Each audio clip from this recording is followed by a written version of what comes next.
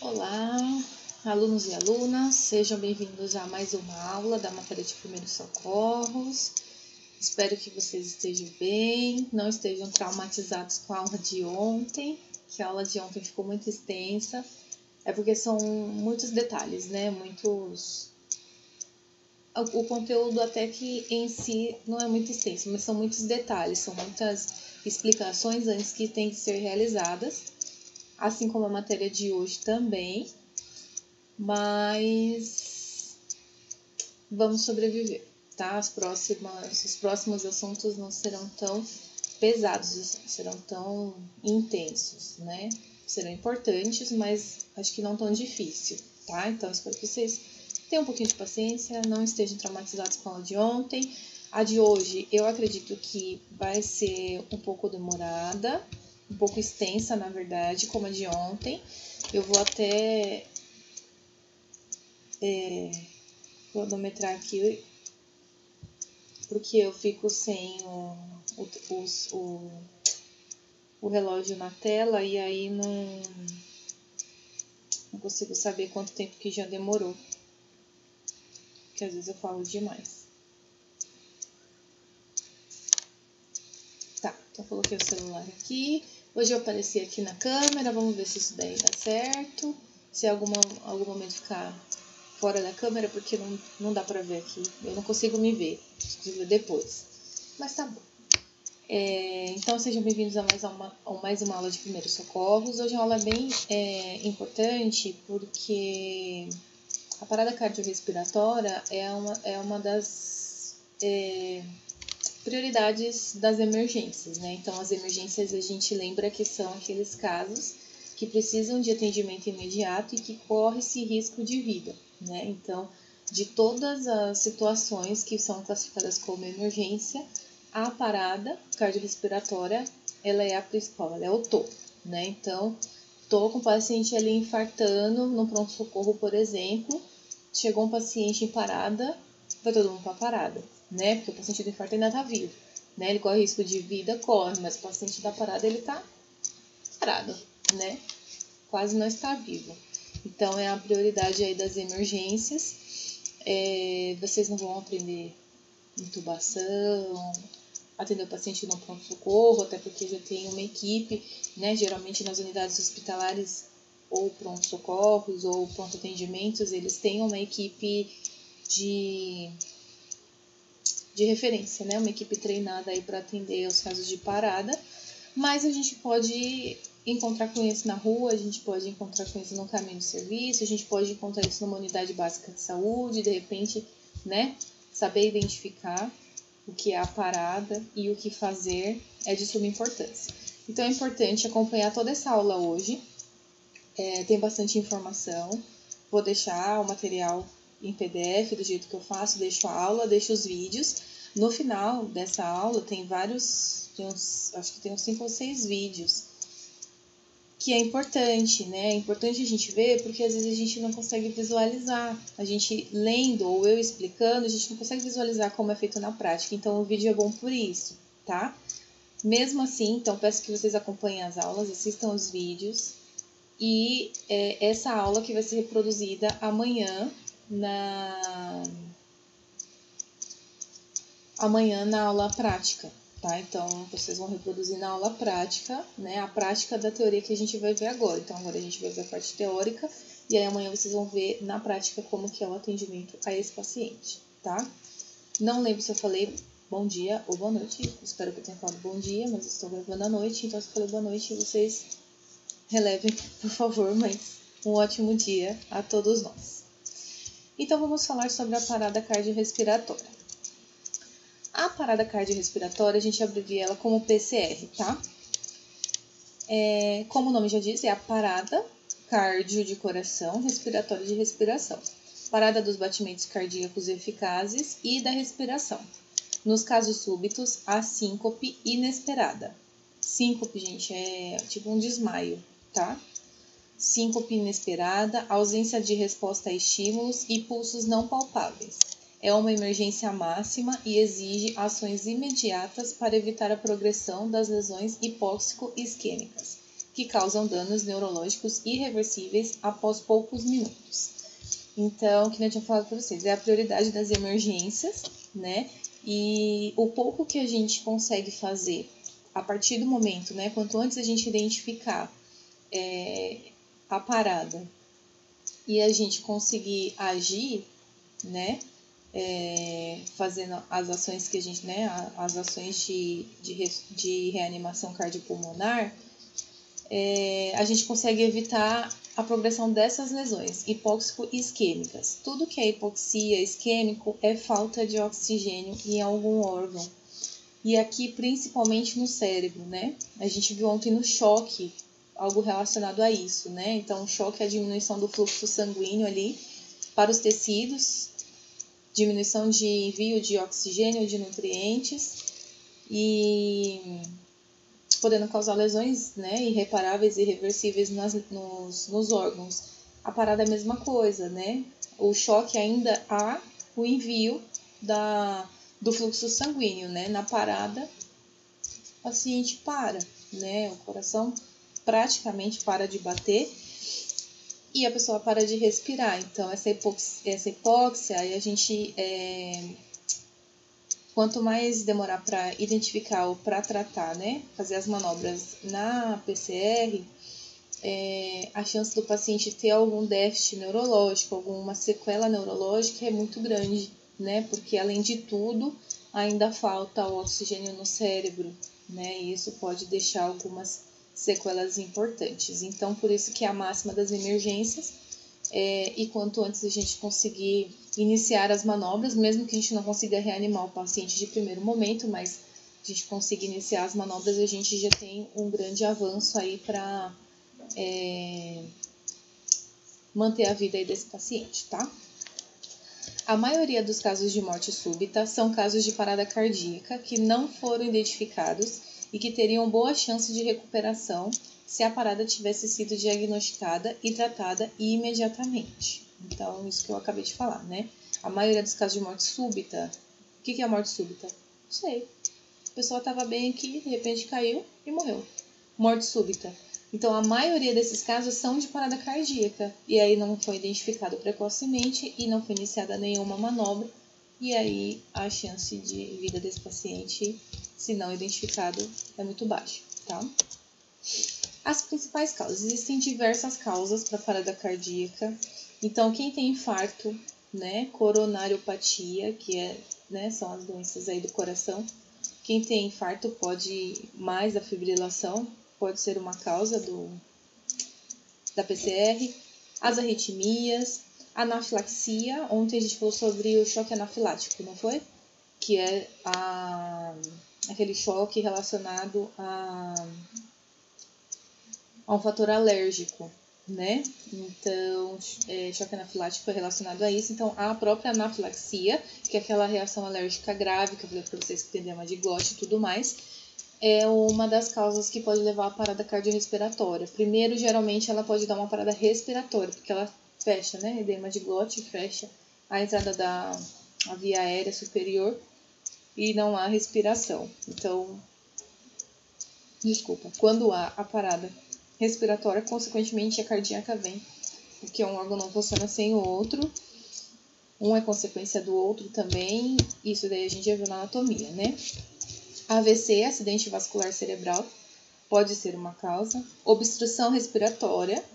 O que é uma obstrução respiratória? Pode ser um engasgo com corpo estranho, pode ser vômito em excesso, né, que passou, né, o vômito vem pelo esôfago, mas aí pode ter uma aspiração e esse vômito, esse sangue, esse líquido ir para a traqueia e isso pode obstruir a via respiratória. É a mesma coisa da anafilaxia. Primeiro pode começar com uma parada respiratória e, consequentemente, vai para uma parada cardíaca. Intoxicação, ferimento por arma de fogo, afogamento, soterramento, choque séptico a gente falou ontem, né, que vai parando os órgãos, então isso pode dar uma causa importante de parada.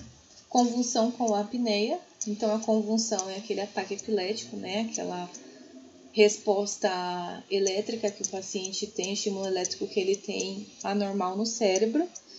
Geralmente as convulsões são simples, né? Os pacientes tomam medicação anticonvulsivante ou então convulsionam e ficam uns minutos na crise e depois passa. Mas aí essa convulsão ela pode vir com apneia. Apneia é falta da respiração. Se a gente tem a convulsão e para de respirar. Então isso pode ser uma principal causa, tá?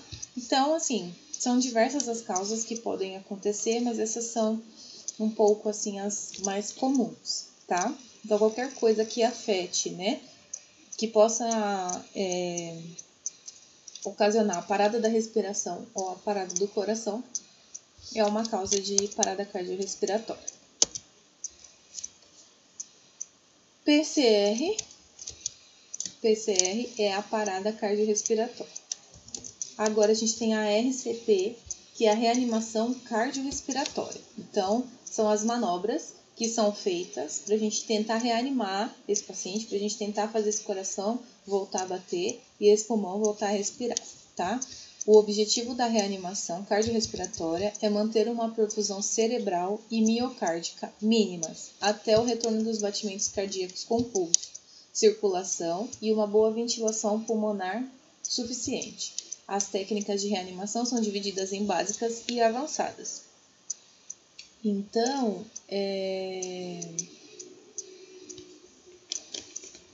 Peraí, gente, só um minutinho.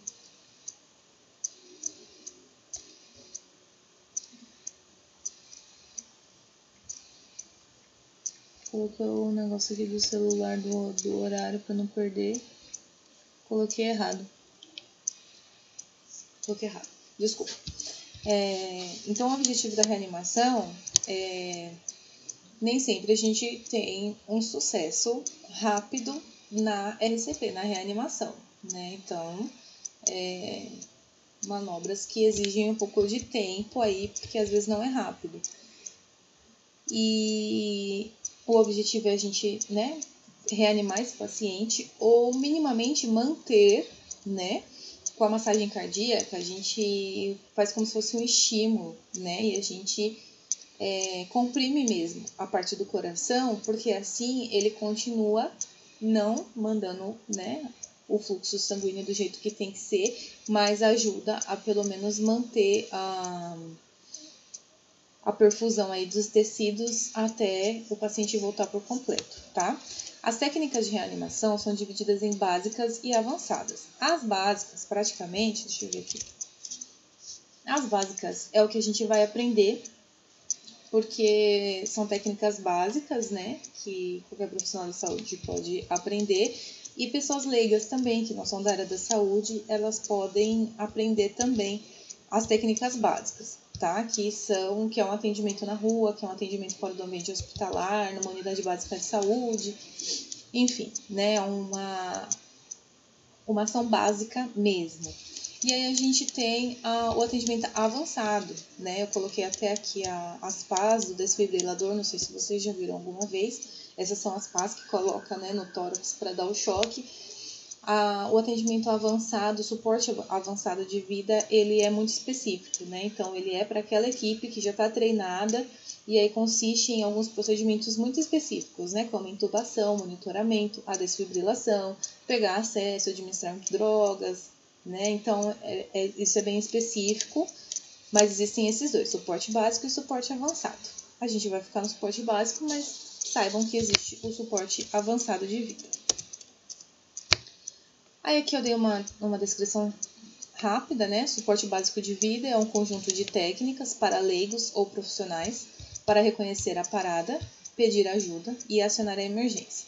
Forma correta de compressão torácica, de abertura de vias aéreas e ventilação com dispositivo de proteção.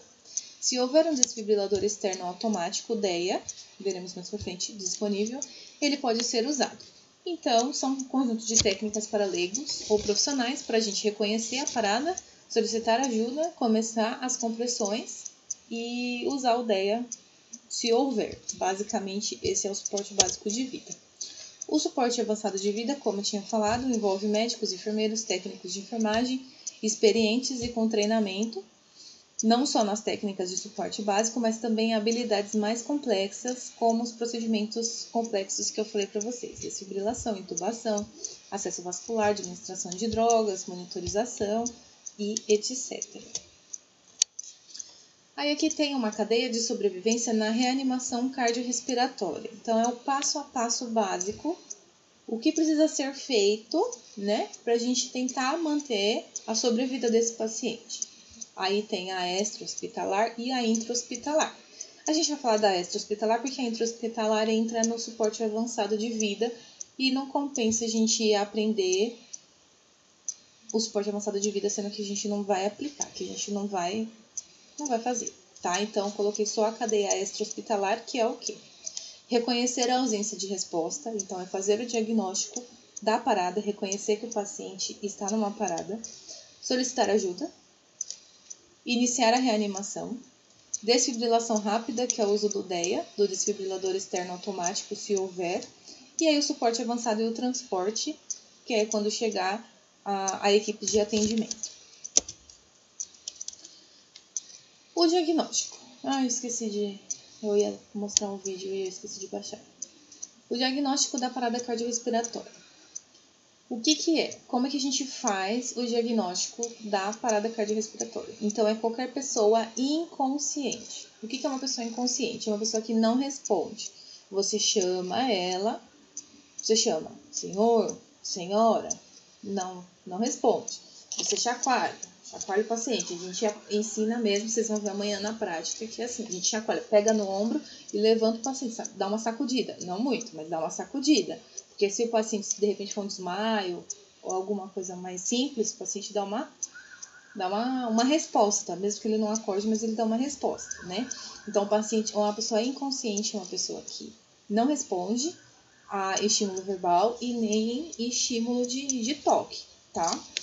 E que não respira, tá? Então, na mesma hora que a gente identificar se a pessoa está inconsciente ou não, a gente vai identificar se ela está respirando.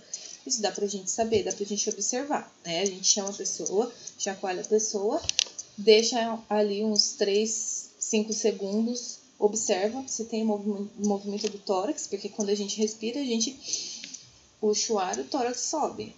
Desce o ar, né? Inspira e expira. Quando a gente expira, o tórax desce, então esse é o movimento respiratório, dá pra gente ver. Então, se o paciente não tem, dá pra tentar sentir também, né? Então, quando a gente... Quem nunca já pensou que alguém tava passando mal, não sei. As mães, acredito que quem tem filho já passou por isso, né? O nenenzinho recém-nascido, geralmente, a gente tem muito medo, né? O neném tá ali, dormindo e tal, e a gente não consegue ver direito, se a barriguinha tá mexendo, tá subindo ou descendo com a respiração, a gente vai e coloca a mão assim, o dedo perto do nariz para ver se sente o ar da expiração, né? Então, essa é uma maneira também que dá pra gente ver. Então, a gente pode ver o movimento do tórax e a gente pode ver, né? Sentir ali para ver se tem o ar saindo. Então, o que é a parada? É uma pessoa inconsciente que não responde a nenhum tipo de estímulo, nem verbal e nem de toque, e que não respira. Ou ela apresenta gasping. Esse é o vídeo que eu ia baixar para vocês de uma respiração de gasping, esqueci. Nessa apresentação não vai estar, mas eu deixo na aula postada, tá?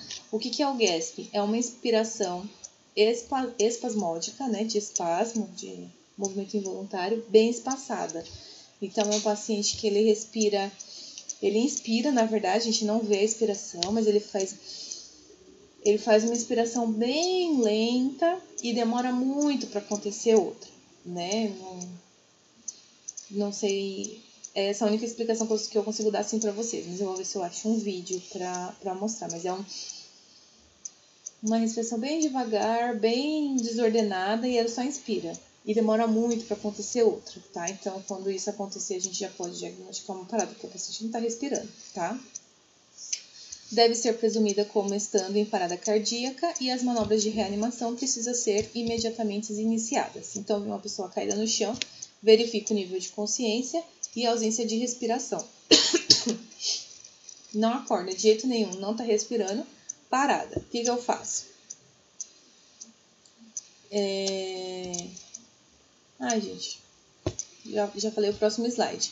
O diagnóstico é esse, desculpa. Pessoa inconsciente, não responde, não respira. Aí aqui, como avaliar, né? Então, avaliar o nível de consciência e a ausência de movimentos respiratórios. Foi o que eu já me adiantei. Chamar a vítima em voz alta, estimular fortemente. Então, a gente pega no ombro e estimula o paciente. Aqui no externo, sabe o ossinho externo? Vocês lembram lá da anatomia? Se a gente pegar a mão fechada, esses ossinhos do dedo, e a gente passa com força aqui, tenta passar com um pouquinho de força aqui no externo de vocês. Isso dói. Então, é um estímulo também, né? Um estímulo da dor. Se o paciente está só dormindo, só desmaiado, ele tem um estímulo, porque ele vai sentir dor.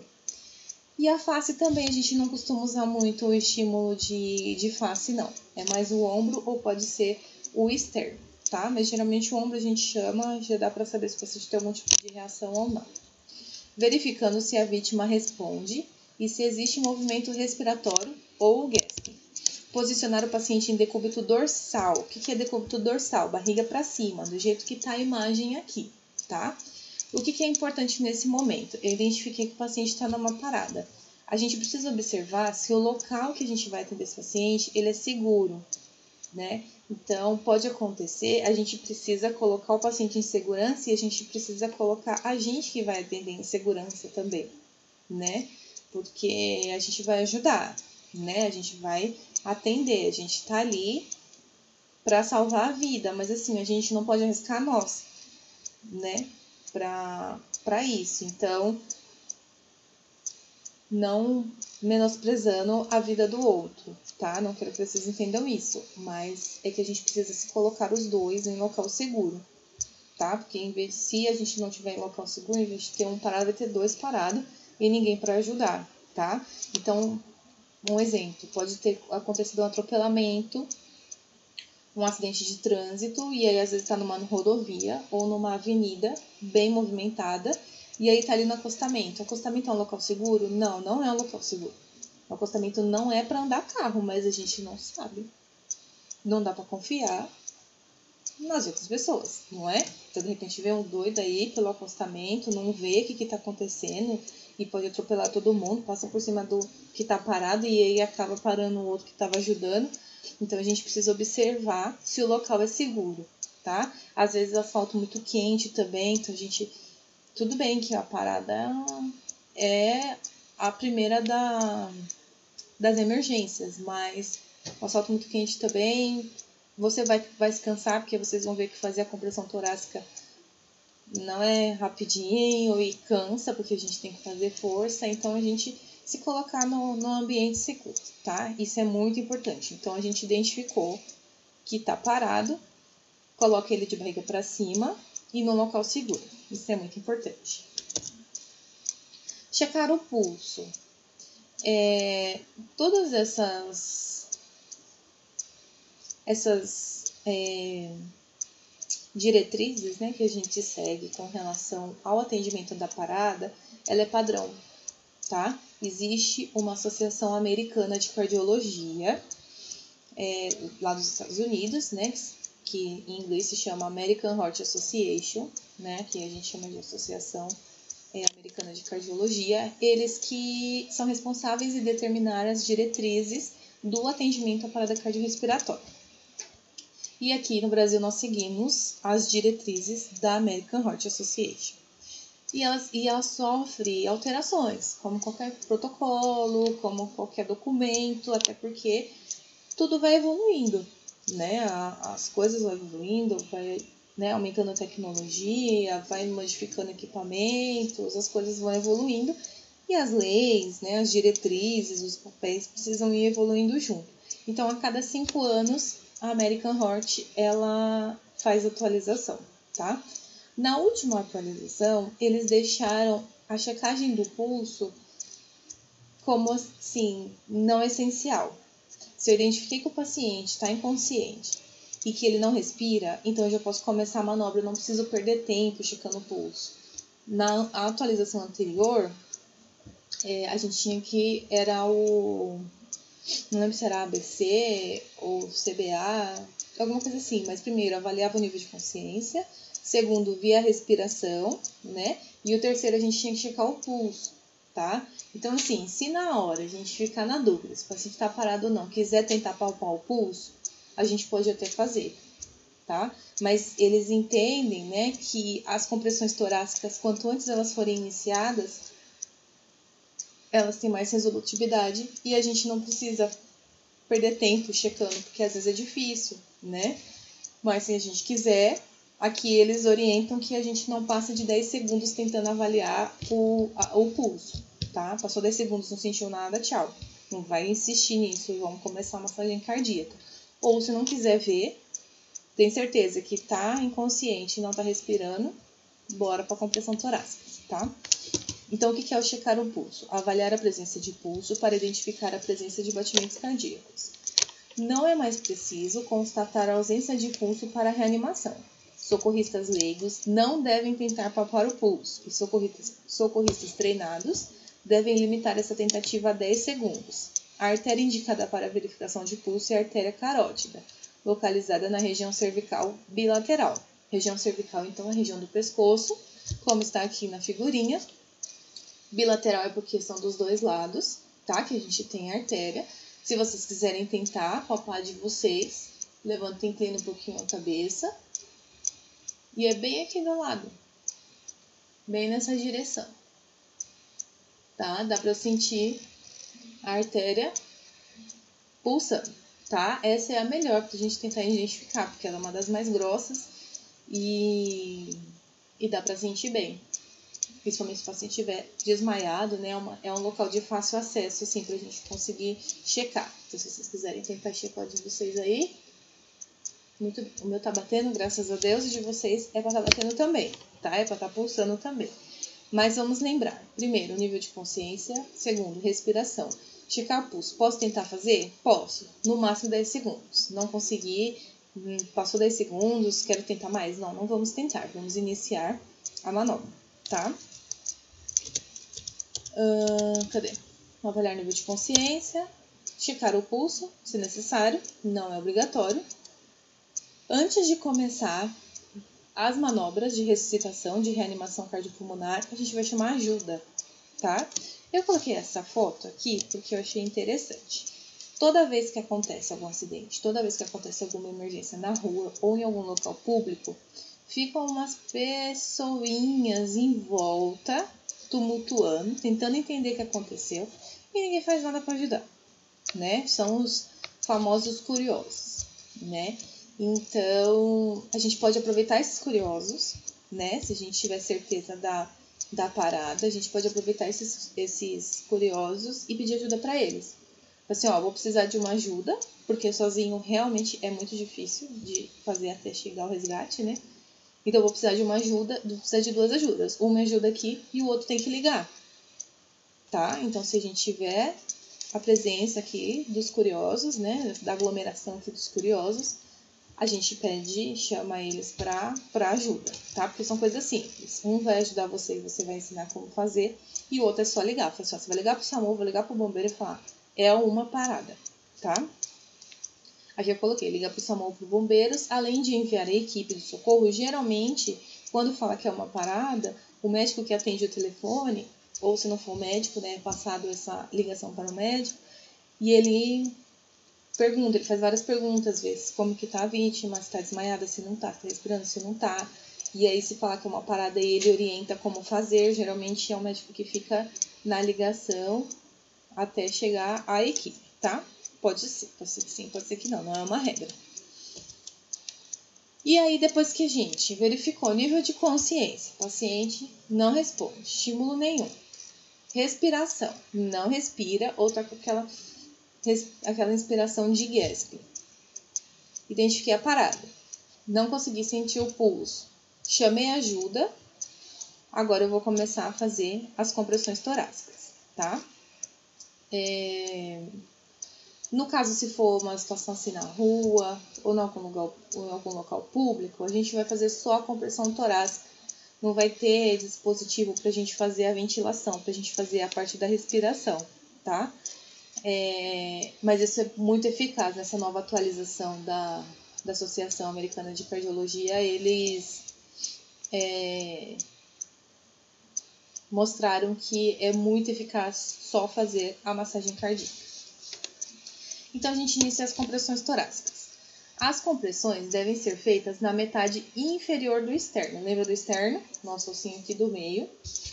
Usando uma mão, aí vai fazer na metade inferior. A gente vai dividir o externo na metade e vai colocar a mão na metade mais para baixo, tá? 2 centímetros acima do apêndice xifoide. Vocês lembram o que é o apêndice xifoide, né?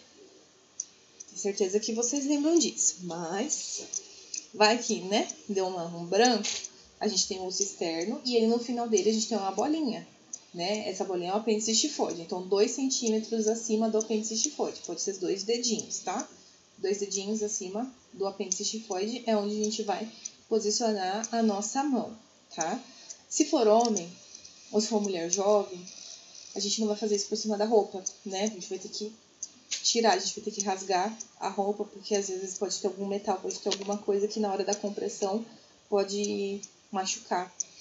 Então, a gente vai tirar, a gente vai abrir a camisa, vai tirar a roupa, enfim. Uma ideia do posicionamento é na direção dos mamilos, né? Então, o paciente vai estar deitado, de barriga para cima, e aí na direção dos mamilos. Ai, tô com dúvida onde eu vou colocar a mão. Na direção dos mamilos, bem no meio, tá? Aí a gente lembra, 2 dedinhos acima do apêndice xifoide. Amanhã vocês vão ver isso lá no boneco com mais calma, né? Melhor visualização. A gente vai usar os braços estendidos, alinhados verticalmente. Então, a gente vai colocar uma mão em cima da outra, tá? A mão de cima, eu não sei, eu não consigo me ver, então eu não sei o que tá acontecendo na câmera, tá? Vou tentar mostrar. A mão de baixo é aberta e a mão de cima entrelaça, tá? A parte da mão que a gente vai apoiar no externo do paciente é essa daqui. Essa parte que acaba o dedão aqui, essa parte mais gordinha, tá? Então, a gente vai apoiar, entrelaçar uma mão em cima da outra, vai esticar bem o braço, tá? Do jeito que tá esse boneco aqui, o braço tem que estar esticado. E a força que a gente vai jogar é a força do nosso próprio corpo, tá? Usar os braços estendidos, alinhados verticalmente, e usar o peso do corpo para comprimir forte e rápido, com frequência entre 100 e 120 vezes por minuto. Como eu vou saber que eu consigo fazer de 100 a 120 vezes por minuto? Vou ter que contar? Não, não vai ter que contar. Por isso que a gente precisa dar aula prática, porque a gente precisa entender qual que é o ritmo da compressão.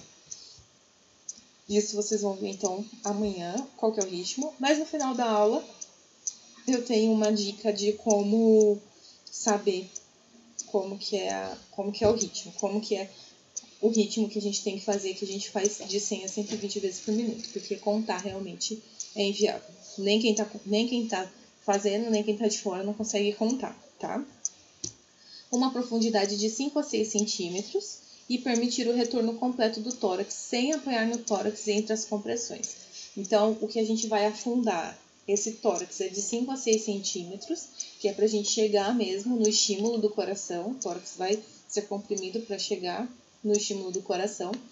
E esses 5 a 6 centímetros também é uma noção que tem amanhã na aula, da força que a gente faz pra gente abaixar esse tórax 5 a 6 centímetros. E na volta, porque é um movimento que a gente vai fazer assim, né, o tempo todo, e só que a gente precisa voltar. A gente afunda e a gente precisa voltar ele por inteiro, porque às vezes a pessoa fica só no fundo, isso pode dar fratura, tá? Às vezes dá fratura de costela, porque às vezes fez muito errado a compressão. E às vezes ficou comprimindo, ficou fazendo a força, mas ficou ele comprimido e não retornou, tá? Então a gente precisa voltar o tórax todinho antes da próxima compressão. E a gente não pode ficar apoiado também, a gente vai fazer a força da compressão. Espero que esteja tudo bem por enquanto, gente. É muita informação, né? Mas aí a aula fica salva e aí a gente vai tirando as dúvidas também, tá? Abertura das vias aéreas e ventilação. Deixa eu só ver, porque acho que já tá dando meia hora de aula. Eu vou falar da abertura das vias aéreas, aí eu vou encerrar, colocar essa como parte 1. E aí eu volto com o uso do DEA, que aí também a gente já... E aí a gente vai para os vídeos também, aí fica uma coisa mais tranquila, tá? Então, primeiro, avaliei o quê? Nível de consciência e respiração do paciente. O paciente responde, falando, mexendo nele, tocando nele, chacoalhando ele, não responde. Tem movimento de respiração? Não tem movimento de respiração. O que eu faço? Diagnostiquei uma parada, o paciente está parado, não responde, não respira. O que eu faço? Se eu quiser, eu posso ver o pulso, não esquecendo que eu não posso demorar mais de 10 segundos para fazer isso. E se eu tiver dúvida também eu não faço, o paciente não está respirando, é uma parada. Chama ajuda antes de começar a compressão, tá? Porque se eu estiver sozinho, se eu começar a compressão, eu não vou conseguir fazer mais nada. Então, eu ligo primeiro, aviso o que está acontecendo, põe o paciente em decúbito dorsal, paciente de barriga para cima. Ah, eu esqueci de falar, numa superfície dura, tá, gente? Geralmente no chão. Tem que ser uma superfície dura. Se tiver, por exemplo, se acontecesse, Deus me livre, acontecesse em casa, em algum lugar, que o paciente está, a vítima está numa cama, tem que colocar no duro, tá? Porque a cama é mole. Qualquer coisa que for mole, quando você for fazer a compressão, não vai fazer a compressão, porque o corpo vai descer junto com o colchão, tá? Então, esse paciente tem que ficar de barriga para cima, decúbito dorsal, deitado no chão, numa superfície rígida, tá? Numa superfície dura. Então, chamei ajuda, deitei o paciente, comecei as manobras. Massagem cardíaca, uma mão sobreposta à outra, braços esticados, fazendo a força do meu corpo. A mão na região inferior da metade do externo inferior, ou 2 centímetros acima do apêndice xifoide. Vou começar a fazer as minhas compressões, tá? Se por acaso, né, a gente tiver em algum local que tenha um suporte ventilatório, isso pode ser usado, tá? A abertura das vias aéreas é importante a gente fazer, tá? Então, a manobra de abertura de vias aéreas é feita por manobras de posicionamento do pescoço, com leve extensão e pelo tracionamento anterior da mandíbula. Se houver suspeita de lesão cervical, levantar a mandíbula e evitar a extensão, flexão ou a rotação do pescoço. A abertura das vias aéreas, gente, é isso que está aqui nessa imagem, tá? E o que falou aqui, a gente posiciona o pescoço e a gente traciona ele para trás. A gente leva ele para trás, levanta a mandíbula e a gente eleva o queixo assim para trás, tá? Porque isso faz abrir a via aérea. Vocês lembram que ali a gente tem, na laringe, a gente tem a epiglote que separa, né, que fecha ali o esôfago e a laringe. E quando a gente abre assim, quando a gente levanta, a gente abre as vias aéreas, a gente deixa as vias aéreas com mais abertura, tá? Tanto é que eu não sei se vocês sabem, né? Uma técnica, assim, às vezes ajuda para engolir um comprimido ou para engolir alguma coisa que é muito grande, que a gente não consiga. Em vez de a gente fazer assim, que a chance da gente engasgar vai ser muito maior, a gente faz assim, né? A gente engole assim, porque assim a gente favorece a abertura da epiglote e a passagem do comprimido ou do que é que seja que tem que ser engolido grande para o esôfago, né? Uma técnica que a gente usa na passagem de sonda, quando a gente tem que passar a sonda que vai até o estômago. Então, a gente pede para o paciente abaixar a cabeça assim, porque assim, né, a gente evita o risco de engasgo, né? Então, assim a gente facilita a abertura da epiglote para o esôfago e assim a gente facilita a abertura para as vias aéreas, tá? Então, a cabeça estendida para trás é uma via de abertura, um modo de abertura das vias aéreas. Se o paciente não está respirando, ele não vai respirar, mas a gente facilita, a gente deixa a via mais livre para isso, tá? Então, isso é importante a gente fazer. Antes de começar, a gente pode fazer isso antes de começar a fazer a compressão, a gente pode orientar alguém a fazer pra gente, alguém que estiver ajudando, tá? A ventilação, ela deve ser feita por reanimador único treinado, ou quando tiver 2 reanimadores. Então, é assim, a gente só vai fazer a respiração se a gente for treinado, se a gente tiver o treinamento do suporte básico de vida, porque o suporte básico de vida e o avançado, eles existem cursos com certificações, né, pela American Heart Association. Então, só vai fazer a compressão e a ventilação aquele que for muito bem treinado, porque tem que ter uma destreza muito grande, senão a gente perde muito tempo de massagem cardíaca, tá? Então, pra gente, na dúvida, só massagem cardíaca, se a gente estiver sozinho. Se tiver 2 reanimadores, a gente vai começar a fazer a ventilação com o ambu. O ambu é esse aparelhinho aqui, que vai a máscara, uma máscara que cobre o nariz e a boca, né? Ele é bem vedado, não sai. E aqui é um dispositivo que você aperta e aí ele vai todo o oxigênio, né, para via respiratória da vítima, tá?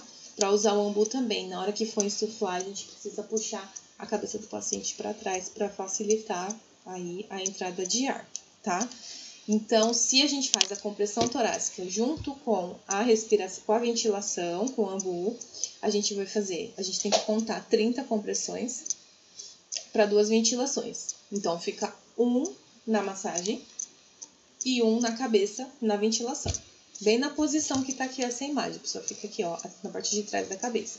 Quem tá na compressão fica do lado, no tórax, e quem tá na ventilação fica aqui atrás da cabeça. São 2 pessoas. Quem tá fazendo a massagem, continua fazendo a massagem. Quem tá na ventilação conta, porque a gente faz muita força e é cansativo. Então, se a gente for fazer isso e ainda for contar, porque tem que contar em voz alta, tudo que a gente for fazer, gente, no atendimento da parada, a gente tem que fazer em voz alta, porque o outro precisa saber, a equipe precisa saber o que está acontecendo, tá? Mesmo que sejam pessoas leigas. Então, a gente precisa contar alto, a gente precisa falar o que a gente vai fazer em voz alta, porque senão todo mundo vai ficar perdido. Então, a pessoa que está na ventilação precisa saber qual que é o momento que ela precisa fazer a ventilação, né? Então, não adianta eu fazer a massagem cardíaca, contar na minha cabeça até 30, aí eu termino 30 e olho pra cara da pessoa e ela não sabe que ela tem que fazer as 2 ventilações, né? E tem que ser uma coisa muito rápida. Então, geralmente, o que a gente combina, né? Quem tá no ambu, quem tá na ventilação, conta, porque ela tá parada.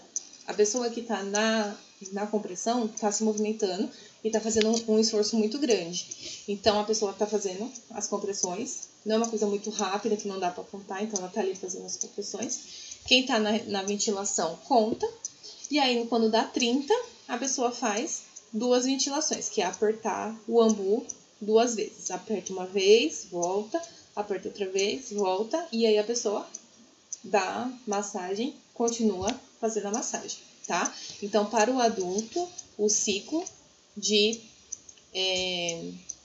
compressão e respiração é 30 compressões para 2 ventilações, no caso de 2 socorristas, e se a gente tiver o suporte adequado no local para a ventilação, tá? Antigamente falava-se muito sobre respiração boca a boca, a gente não vai fazer isso com uma pessoa que a gente não conhece, e ainda mais agora com essa indicação dessa nova diretriz que diz que não é tão essencial assim, se eu estiver sozinho, ou não tiver um equipamento, eu não preciso fazer a ventilação, eu faço só a compressão torácica, que também é muito eficaz, tá?